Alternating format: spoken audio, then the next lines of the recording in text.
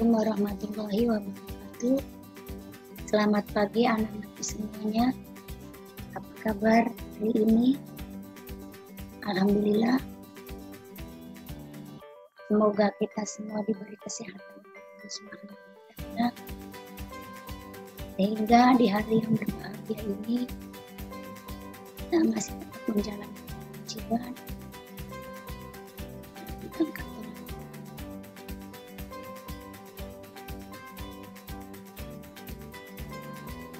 dan anak-anakku yang berbahagia. Di masa pandemi COVID-19 ini, kita semua harus jaga diri, jaga kesehatan, perhatikan protokoler kesehatan dimanapun kita berada. Tetap harus cuci tangan setelah kita beraktivitas, menggunakan hand soap dan hand sanitizer. Dan yang kedua, apabila kita berada di luar rumah, jangan lupa kita menggunakan masker agar terjaga kesehatannya. Dan kita juga harus selalu memakan makanan yang bergizi agar tetap sehat. Sebelum dimulai pelajaran ini, mari kita sama-sama berdoa agar ilmu yang kita dapat bermanfaat baik di dunia maupun akhirat. A'udzu billahi minasyaitonir rajim. Bismillahirrahmanirrahim. Raditu billahi robba wa bil islami dina wa bi muhammadin nabiyya wa rasula. Rabbi zidni ilma warzuqni fahma. Rabbi israh li sadri wa yassir li amri wahlul 'uqdatam min lisani yafqahu qawli. Amin. Amin ya Rabb.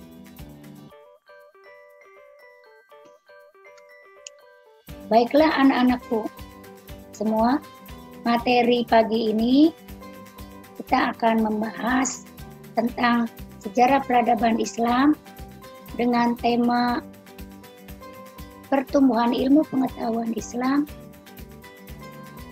pada masa Bani Abbasiyah.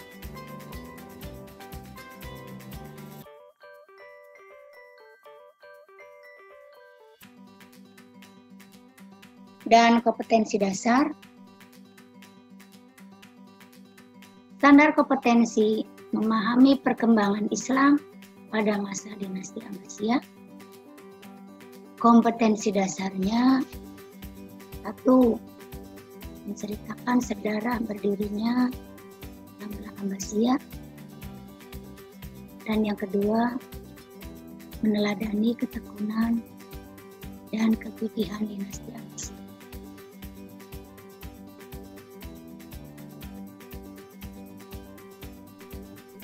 Selanjutnya, kita langsung ke materi pembelajaran.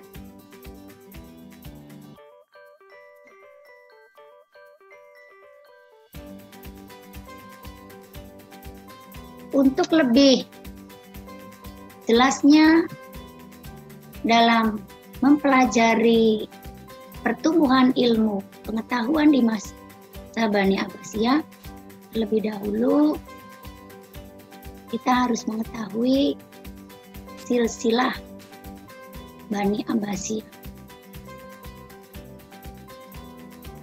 Bani Abbasiyah berawal dari Abdi Manaf. Abdi Manaf memiliki keturunan 2 putra, Abdi Syam dan yang kedua Hashim. Dari keturunan Hashim memiliki 3 putra. Yang pertama Abu Thalib, dan yang kedua Abdullah, dan yang ketiga Abbas.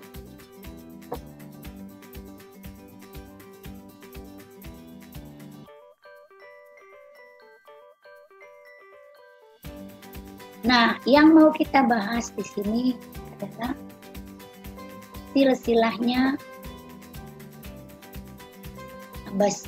Bani Abbasiyah.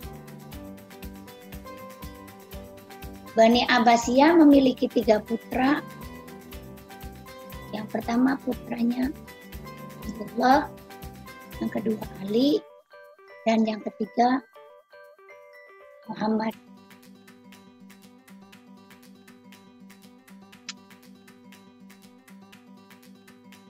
Kemudian Muhammad memiliki 2 putra. Yang pertama Muhammad, yang kedua Ibrahim. Dari Muhammad memiliki 2 putra, turunannya Abu Ja'far dan Abdul Abbas. Inilah silsilah Bani Abbas yang nanti kita akan bahas lebih luas lagi, yaitu tentang sejarahnya, sejarah pertumbuhannya Daulah Bani Abbasiyah.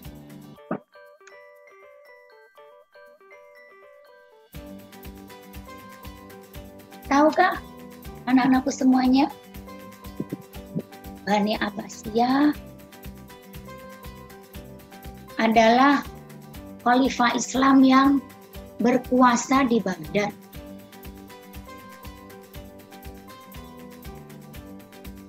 Khalifah ini berkembang pesat dan menjadi dunia Islam sebagai pusat pengetahuan dengan menerjemahkan dan melanjutkan tradisi keilmuan. Kekhalifahan Bani Abbasiyah ini berkuasa setelah merebut Bani Umayyah dan menundukkan semua wilayahnya kecuali Andalusia.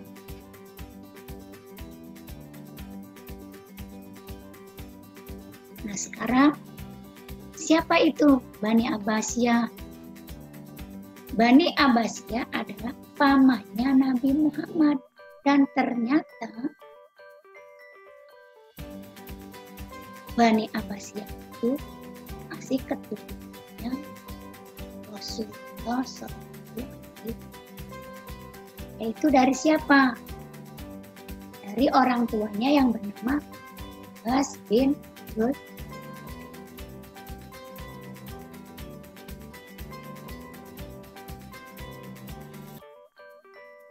Beliau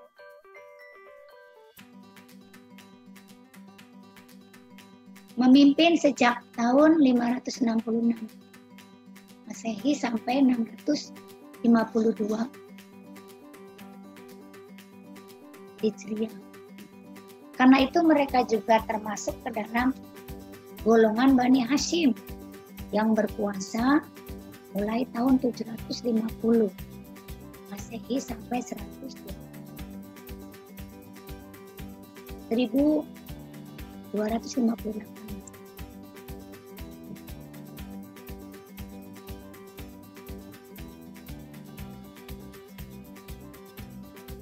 Nah, sekarang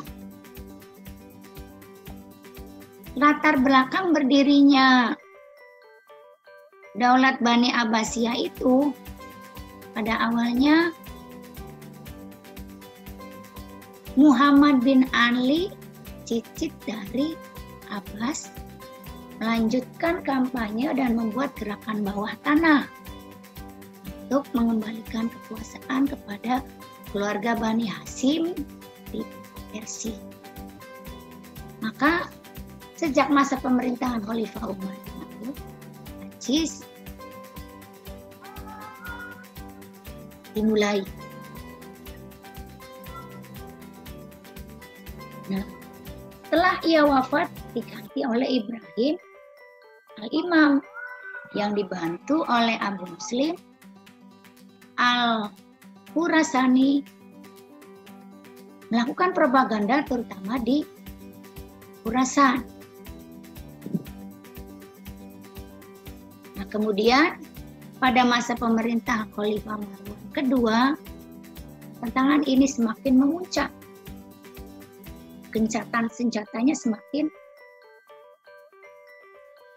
berkobar. Dan akhirnya pada tahun 750 sampai 750 Masehi, Abu al-Abbas Asy-Syafa berhasil meruntuhkan Daulah Umayyah dan kemudian dilantik sebagai khalifah di masa Bani Abbasiyah.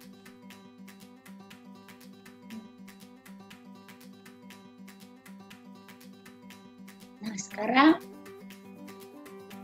masa pemerintahan Bani Abbasiyah itu terbagi menjadi 5 periode. Periode pertama tahun 132 Hijriah, tahun Masehinya 750 sampai 2232 Hijriah atau Masehinya 800. Nah, tahun pertama ini dinamakan periode pengaruh Persia pertama. Di periode kedua tahun 2302 Hijriah atau Masehinya 847 sampai 334 Hijriah atau Masehinya 900. Ini disebut pengaruh Turki pertama.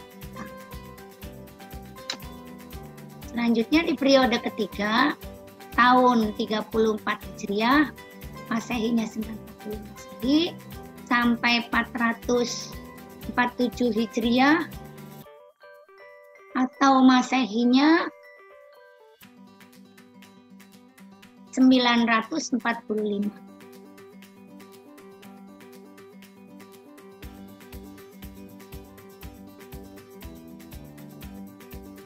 Ini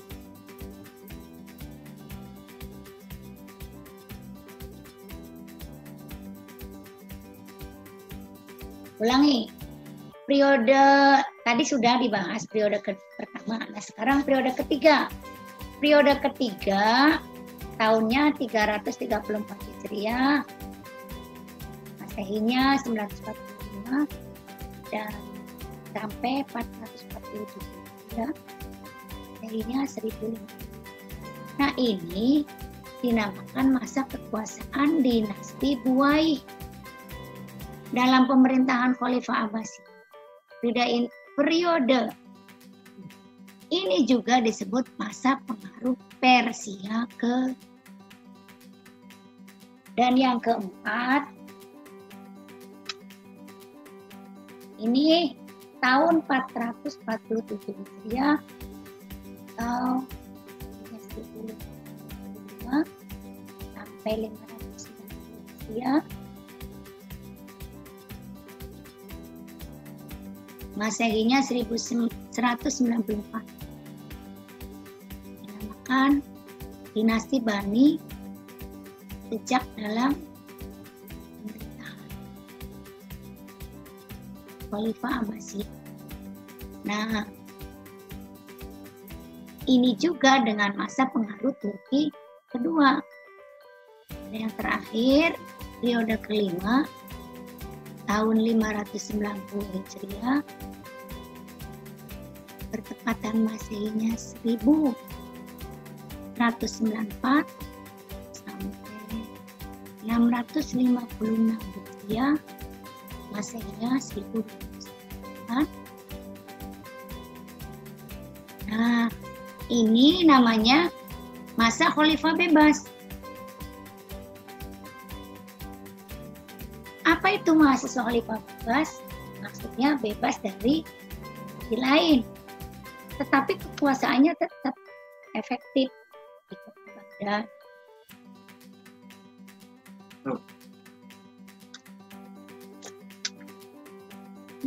Selanjutnya kita ke ibu kota pemerintahan Bani Abbasiyah. Masa Abul Abbas, ibu kota negara Kufah,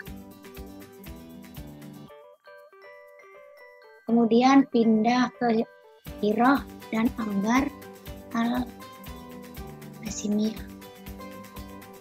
Kemudian Abu Ja'far al-Mansur memindahkan ibu kota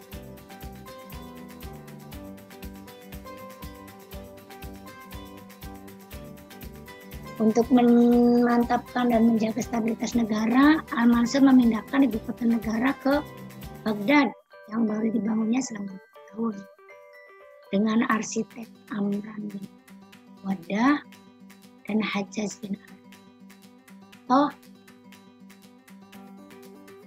dekat bekas ibu kota Persia. Ketipson tahun 762 Masehi.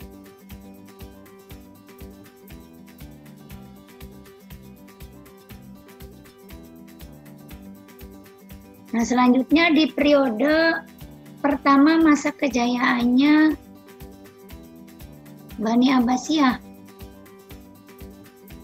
yaitu mencapai masa keemasannya para politisi, yaitu pada para khalifah betul-betul tokoh yang kuat dan merupakan pusat kekuasaan politik dan agama sekali. Di sisi lain juga kemakmuran masyarakatnya mencapai tingkat tertinggi. Kemudian periode ini berhasil menyiapkan landasan bagi perkembangan filsafat dan ilmu pengetahuan dalam Islam. Namun setelah periode ini berakhir, pemerintah Bani Abbas mulai menurun dalam bidang politik meskipun filsafat dan ilmu pengetahuan terus berkembang. Bani Abbasiyah pada periode pertama lebih menekankan ke pembinaan peradaban dan kebudayaan Islam daripada penulisan media. Inilah perbedaan pokok antara Bani Abbas dan Bani Umayyah.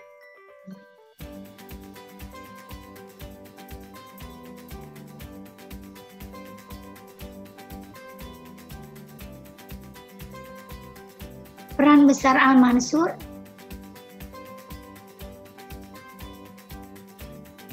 melaksanakan konsolidasi dan penertiban pemerintahannya, diantaranya dengan membuat semacam lembaga eksekutif dan yudikatif dalam suatu pemerintahan.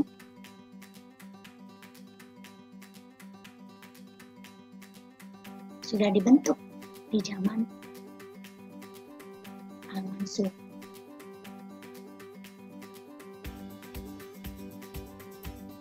Nah, kalau di bidang pemerintahannya, dia menciptakan tradisi baru dengan mengangkat wazir sebagai koordinator kementerian yang ada.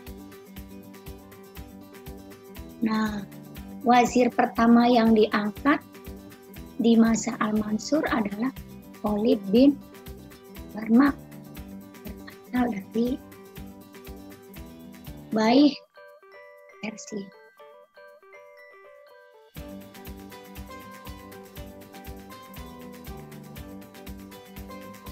Selain itu, Abu Mansur juga membentuk lembaga protokol negara, sekretaris negara, kepolisian negara.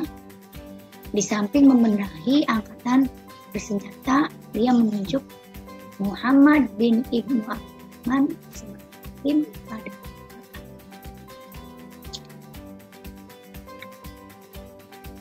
pada masa Al-Mansur.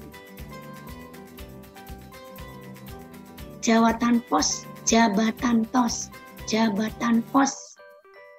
ditugaskan untuk menghimpun seluruh informasi di daerah-daerah sehingga administrasi kenegaraan itu dapat berjalan dengan baik.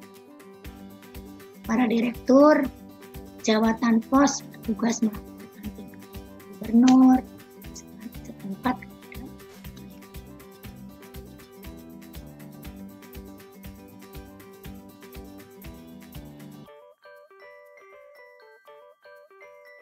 Kemudian Khalifah Al-Mansur berusaha menaklukkan kembali daerah-daerahnya.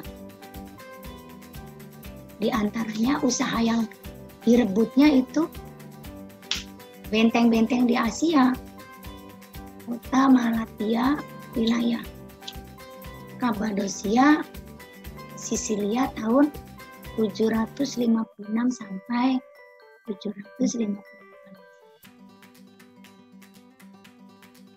Nah, ke utaranya bala tentaranya melintasi pegunungan Taurus dan mendekati Selat Bosphorus.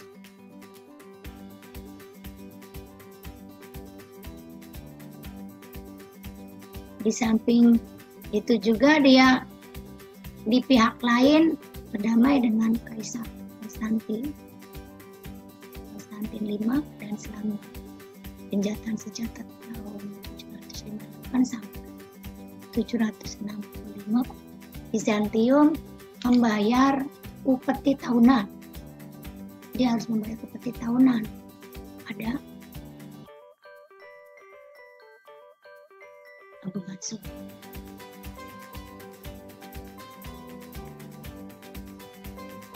Nah, bala tentaranya juga berhadapan dengan pasukan Turki, Hazar dan Sus Dayani di Laut Kaspia, Turki di bagian Oxus dan daerah India.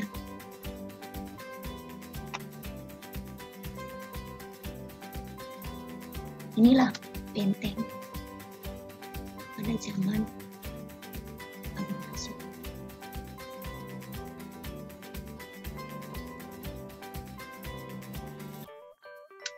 Nah, tinggal masa keemasannya atau masa gold di zaman Bani Abbasiyah.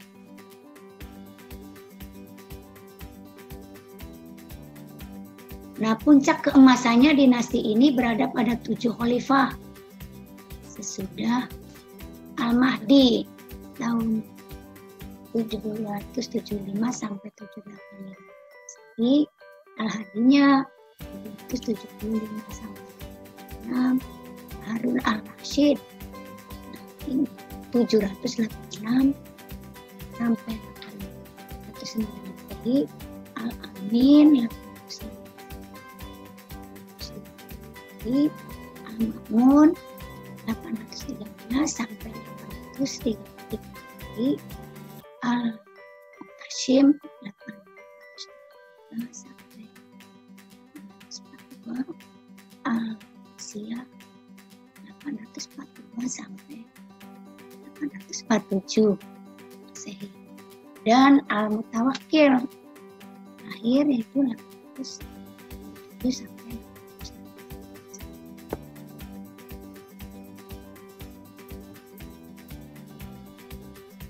Inilah peta wilayah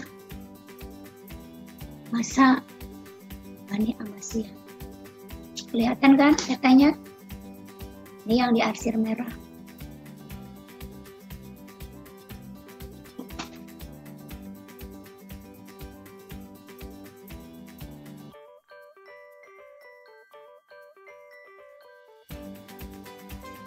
Nah, selanjutnya itu pada pemerintahan Khalifah Al-Mahdi. Al-Mahdi pada tahun 775 sampai 775. Nah, di masa Al-Mahdi ini perekonomian mulai meningkat dengan peningkatan di sektor pertanian melalui irigasi dan peningkatan hasil pertanian. Kita emas, tembaga besi, kecuali datang transit antara timur dan barat banyak meningkat. kerajaan Basra menjadi pelabuhan yang sangat penting. Pelabuhan Basra.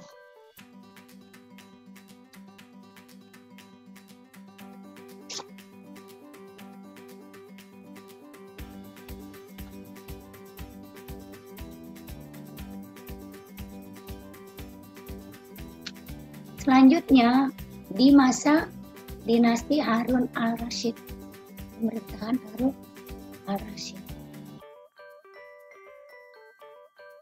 Popularitas Daulat Abbasiyah mencapai puncak di zaman Khalifah al-Harun al-Rasyid, itu tahun 786 sampai 809, dan putranya Al-Ma'mun 813 sampai. Karena kekayaan negaranya banyak, akhirnya dimanfaatkan Harun al-Rasyid untuk dan mendirikan rumah sakit, lembaga pendidikan, dokter, dan farmasi. Pada masa itu sudah terdapat sekitar 800 orang dokter. Bayangkan, di masa peradaban Islam zamannya Harun al-Rasyid. Di samping itu pemandian umum juga dibangun, kesejahteraan sosial, kesehatan, pendidikan, pengetahuan dan kebudayaan, serta kesusastraan berada pada zaman keemasannya negara Islam. Makanya menempatkan dirinya sebagai negara terkuat dan tiada tandingnya. Tidak ada tandingnya di masa Harun al-Rasyid. Selanjutnya,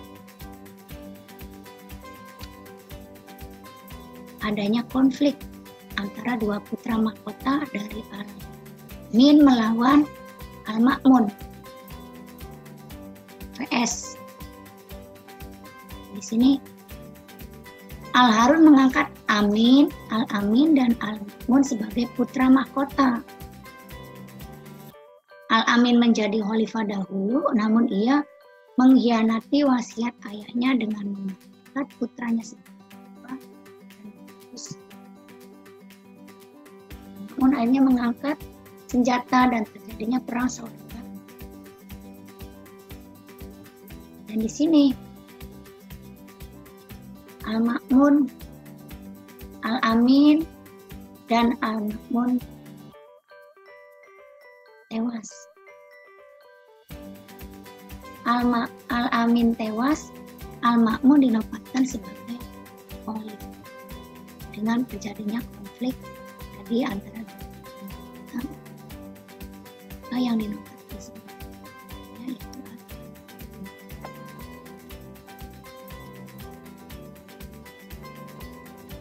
Nah, selanjutnya dilanjutkan oleh Al-Ma'mun pada tahun 813 sampai 833.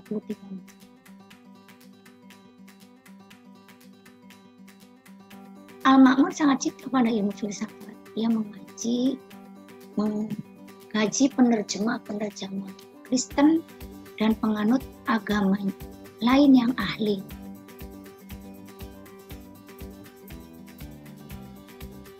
Dan juga mendirikan sekolah, salah satu karya besarnya pembangunan Baitul Hikmah yang pusat penerjemah perguruan tinggi dan perpustakaan dilengkapi dengan observation.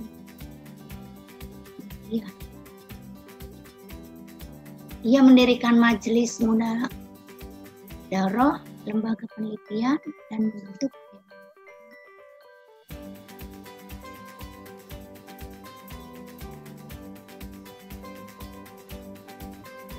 dilanjutkan oleh Al-Mu'tasim, khalifah berikutnya itu pada tahun 833 sampai 842 Masehi.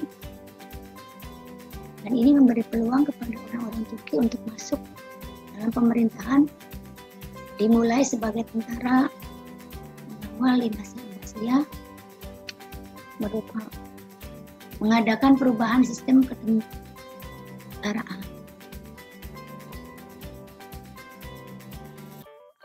Tentaranya dibina secara khusus dan menjadi prajurit profesional.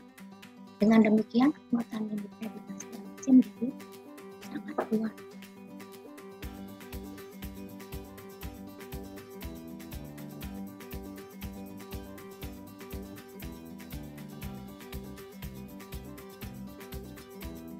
Dengan demikian, periode ini banyak tantangan dan gerakan politik yang mengganggu stabilitas baik dari kalangan Bani Abbasiyah sendiri maupun dari luar. Gerakan ini seperti Bani Abbas revolusi,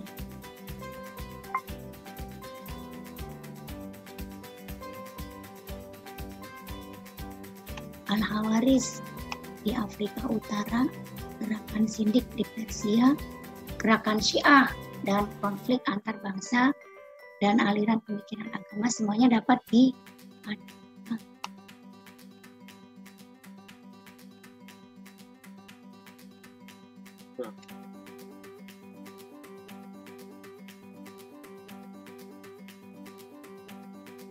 Nah, sekarang perbedaan pokok antara Bani Abbas dan Bani Umayyah. Dengan berpindahnya ibu kota Baghdad ke pemerintah Bani Abbas menjadi jauh pengaruh Arab Islam, sedangkan dinasti Bani Umayyah sangat berorientasi kepada Arab Islam. Dalam periode pertama dan ketiga pemerintahan Abbas, pengaruh kebudayaan Persia sangat kuat. Dan pada periode kedua dan keempat, bangsa Turki sangat dominan dalam politik dan pemerintahan dinasti.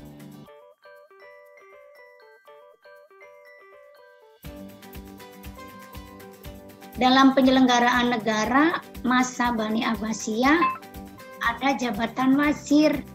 Jabatan ini tidak ada di dalam pemerintahan Bani Umayyah. Ketentaraan profesional baru berbentuk pada masa pemerintahan Abbasiyah. Sebelumnya belum ada tentara khusus yang profesional selain masa pemerintahan Abbasiyah.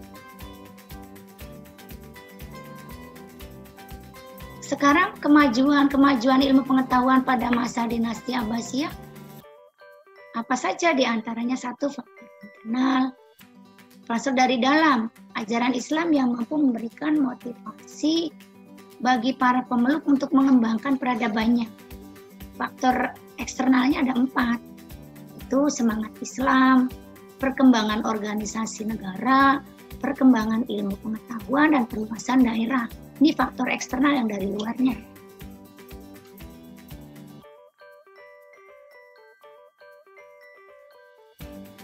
Gerakan terjemahan selama 3 fase.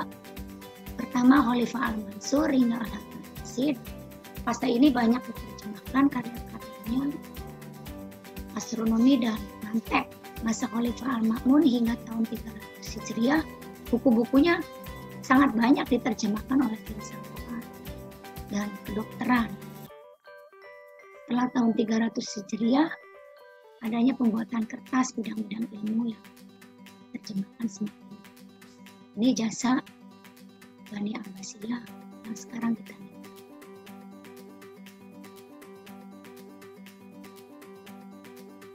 Nah, di bidang ilmu tafsir, karya tafsir mulai dipisahkan dari ilmu-ilmu lain. Sejak awal sudah 2 metode penafsiran. Pertama, tafsir Al-Mansur, yaitu tafsir Al-Quran dengan riwayat Nabi dan para sahabat seperti tafsir Al-Jawziyan, karya At-Tabari. Kedua, tafsir Al-Ro'i, yaitu menafsirkan dengan pendapat dan pikiran seperti tafsir Al-Hashaf, karya Az-Zamakhsyari.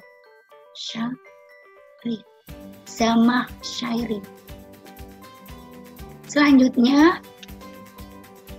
di bidang ilmu fikih, imam-imam mazhab 4 ini hidup pada masa Abbasiyah seperti Abu Hanifah tahun 700 sampai 367.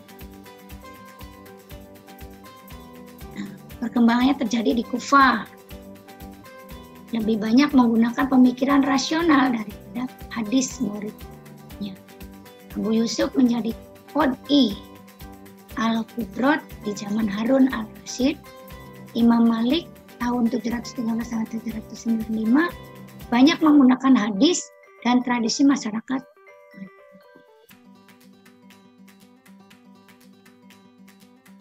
Pendapat dua tokoh mazhab ini ditengahi oleh Imam Syafi'i itu tahun 760 sampai 720 dan Imam Ahmad Ibu Hambal 780 sampai 855 yang mengembalikan sistem mazhab dan pendapat akal kepada hadis serta memerintahkan para muridnya untuk berpegang kepada hadis pemahaman para sahabat.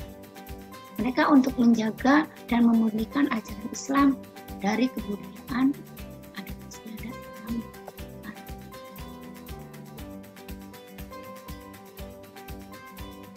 Ilmu kalam ini masa Bani Umayyah seperti hadis dan pemikirannya masih terbatas teologi rasional. Mu'tazilah muncul di ujung Bani Umayyah. Namun pemikirannya kompleks. Samping sempurna, mereka merumuskan pada masa Bani Abbasiyah, periode pertama setelah terjadi kontak dengan pemikiran ini yang membawa pikiran filsafat dan rasionalisme dalam Islam Asy'ariyah, aliran tradisional di bidang teologi yang dicetuskan.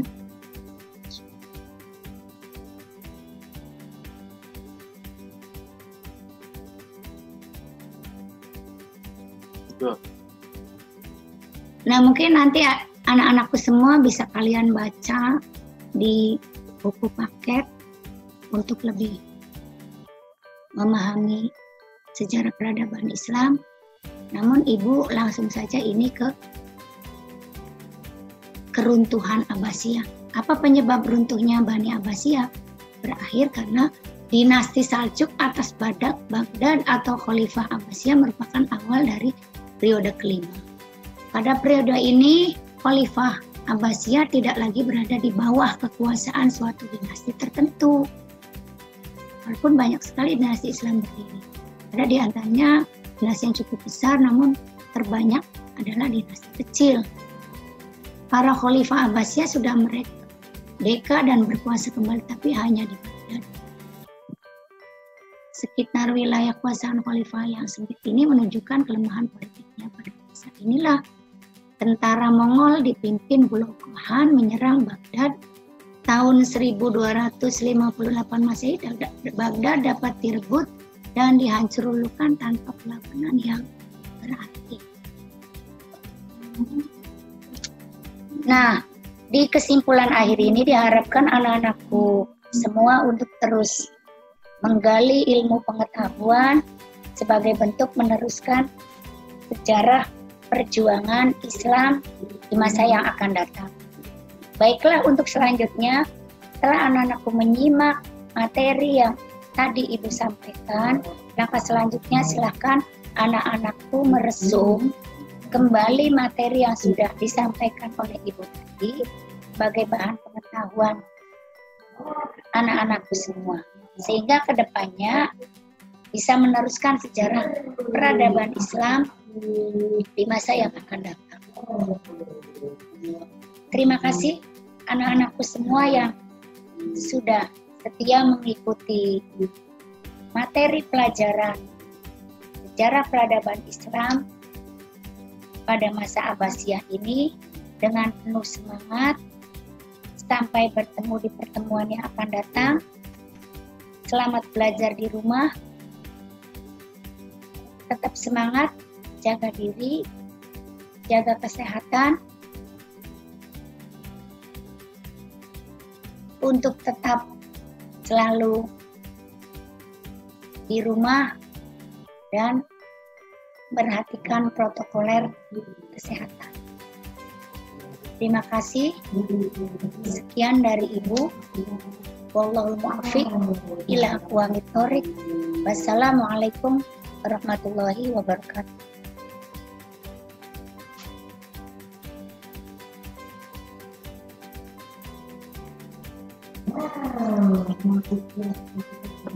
Nah, dari kesimpulan akhir, diharapkan anak-anakku semua untuk terus menggali ilmu pengetahuan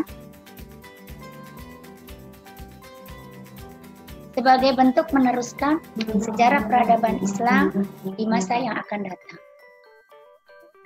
Baiklah, untuk selanjutnya setelah anak-anakku menyimak materi sejarah peradaban Islam pada masa Bani Abbasiyah tadi, langkah selanjutnya silakan anak-anakku semua meresum materi yang sudah Ibu sampaikan tadi sebagai bahan pengetahuan anak-anakku semua, sehingga kedepannya sejarah peradaban Islam diteruskan di masa yang akan datang. Terima kasih anak-anakku semua yang sudah mengikuti materi sejarah peradaban Islam di masa Daulat Bani Abbasiyah ini. Dengan penuh semangat dari awal sampai akhir, sampai bertemu di pertemuan yang akan datang. Selamat belajar di rumah, jaga diri, jaga kesehatan, dan jangan lupa makan makanan. Terima kasih. Wallahul muwaffiq ila aqwamit thoriq. Assalamualaikum warahmatullahi wabarakatuh.